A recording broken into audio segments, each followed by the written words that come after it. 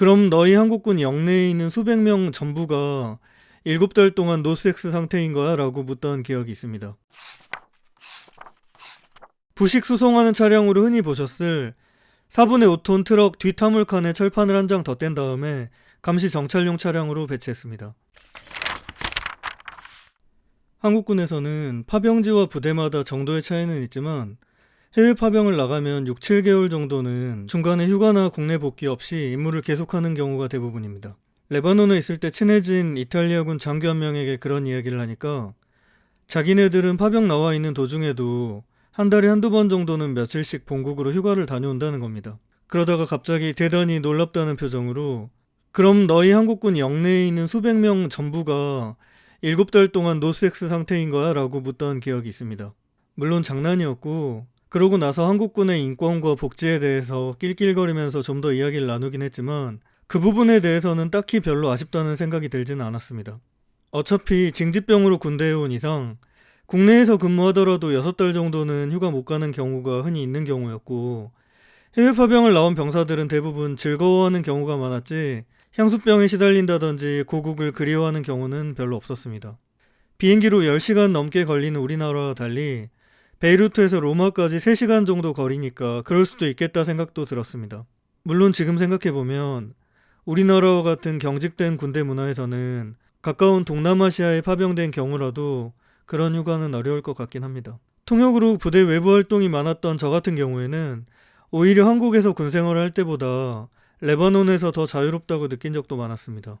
파병지에서 고통스럽다고 느끼는 사람들은 대부분 장교나 부사관 같은 직업군인들이었는데 이들은 저와는 반대로 출퇴근 생활을 하던 한국에서와 달리 좁은 부대 안에만 갇혀 지내야 하고 가족들과도 헤어져 있는 상황을 못 견뎌하곤 했습니다. 2010년에 동명부대에서는 파병지에서 장교끼리 성관계를 하다가 징계를 받은 사건이 보도화된 적이 있기도 한데 이렇게 공론화되는 경우도 있지만 군내에서 발생한 사고들이 대부분 그렇듯 파병지에서의 로맨스들도 유야무야 묻히는 경우가 더 많았습니다.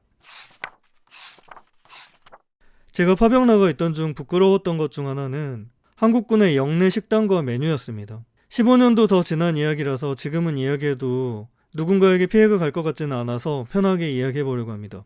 파병 부대들에는 부대 내로 출퇴근하는 현지인들도 꽤 있기 마련이고 다른 나라 부대원들도 한국군 부대를 방문하는 경우가 자주 있었습니다.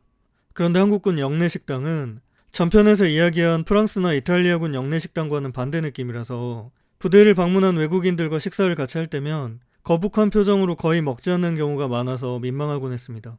파병 나간 인원들이 고생하니까 잠수함 승조원들 수준으로 급식을 신경 써달라 이런 이야기가 아니라 파병 부대도 해외 공간과 같은 역할을 하는 점을 감안해서 식사 수준과 메뉴를 정하면 어떨까 하는 생각이 들었습니다.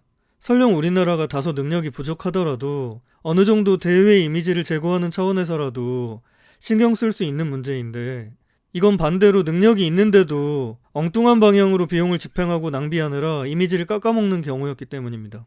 이건 각 나라마다 식문화가 달라서 생긴 문제라기보다는 한국 영내 식사의 수준 자체가 낮아서 생긴 문제였는데 여기에는 몇 가지 이유가 있었습니다.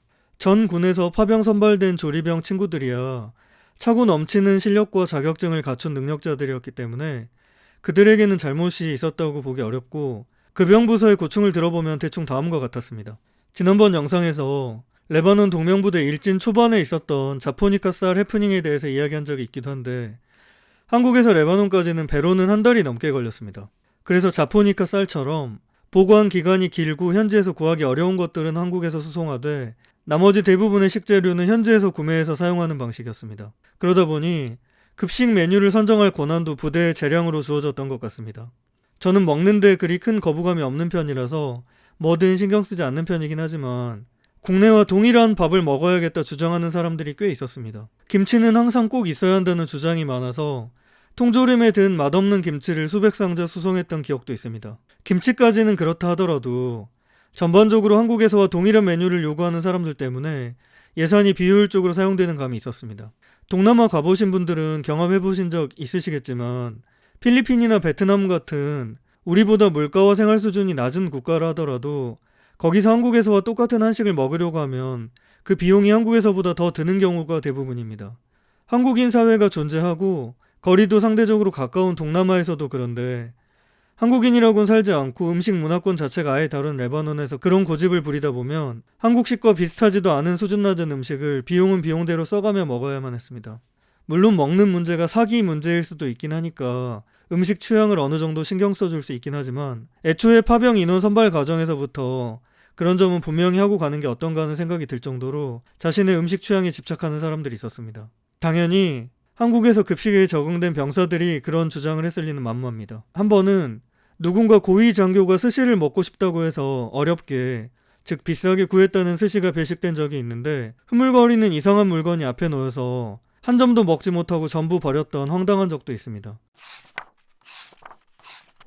위에서 말한 것들과 달리 매일매일 끊임없이 화가 났던 것은 작전 차량에 대한 부끄러움이었습니다. 당시 레바논 평화유지군의 임무는 전면전 상황의 위력 정찰이라기보다는 비교적 경무장한 상태에서 감시 정찰을 하는 것이었습니다. 우리가 배치됐던 레바논 남부 지역은 도로도 좁고 그나마 있던 도로들도 이스라엘과 오랜 전쟁으로 부서진 곳이 많아서 큰 차량을 운행하기는 어려웠습니다. 궤도형 차량을 이용하면 안 그래도 반쯤은 부서진 도로가 파괴된다는 민원도 있었고 전차스러운 궤도형 중무장 차량은 거주하고 있는 민간인들에게 지나치게 긴장을 조성한다는 의견도 있어서 차륜형 차량을 배치하기로 결정한 모양이었습니다. 그런데 우리나라는 전면전을 준비하는 군대다 보니까 위력 정찰이나 중무장 화기들은 넘쳐났던 반면에 저강도 분쟁에서 사용할 만한 감시 정찰 차량이 마땅치 않았던 것이 문제였습니다. 지금 생각하면 아무리 그렇더라도 파병이라는 게 보여지는 외교의 성격도 분명히 있기 때문에 이 부분에 좀 더 신경 썼어야 된다고 생각하는데 현실은 그렇지 못했습니다. 동명부대에서는 군대 다녀오신 분들이라면 부식 수송하는 차량으로 흔히 보셨을 4분의 5톤 트럭 뒷화물칸에 철판을 한 장 덧댄 다음에 감시 정찰용 차량으로 배치했습니다. 부실하게 덧댄 철판 한 장은 누가 보더라도 소총탄도 막을 수 없는 쓸모없는 물건이었고 오래된 트럭 뒷자리에 너다섯 명이 서서 덜컹거리고 돌아다니고 있는 것은 영락없이 가난하고 못 사는 나라의 모습이었습니다. 위험한 것은 둘째치고 매일매일이 쪽팔리다는 생각이 가득했습니다. 바라쿠다라는 이름의 차륜형 장갑차를 함께 배치하긴 했지만 이것도 정찰 용도로는 쓸모없이 덩치가 크고 불편했습니다. 당시 레바논 도로 사정이나 감시 정찰 용도에 맞지 않아서 기지에 세워져 있는 적이 많았고 대부분 4분의 5톤 트럭을 타고 정찰 임무를 나가야 했습니다.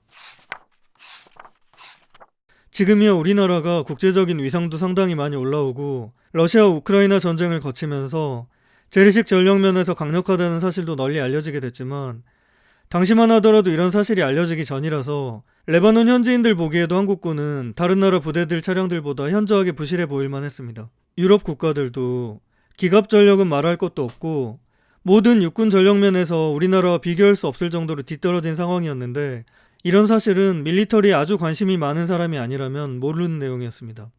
함께 감시정찰 임무를 하던 독일, 이탈리아, 프랑스 군들도 자기들이 정찰용으로 쓰고 있는 마르더 장갑 차량은 뭔가 듬직하고 강력해 보이는 반면에 한국군은 구형 트럭을 타고 다니니까 다소 후진국스럽고 허접하게 보는 느낌이 있어서 분했던 기억이 생생합니다. 제가 대학생 때인 1999년에 호주 여행을 갔을 때 북유럽에서 온 친구들 수십 명과 15일 정도 텐트를 치고 사막 투어를 함께 한 적이 있었습니다.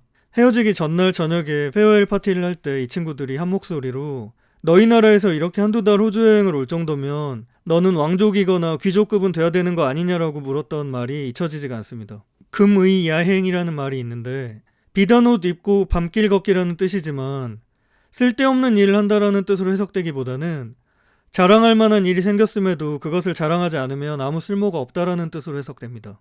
곤무보트 탄 해적을 상대하기 위해서 충무공 이순신함급 구축함을 파견한 아덴만 청해부대에서처럼 금이 야행에 잘못된 사례도 있긴 합니다만 과거 그때그때 파병 소요가 발생할 때마다 파병부대를 꾸렸던 합참이 최근 들어서는 상시적 해외 파견 시스템도 구축하고 청해부대 파견함도 교체하는 등 뭔가 달라진 모습을 보여주고 있는 것 같긴 합니다.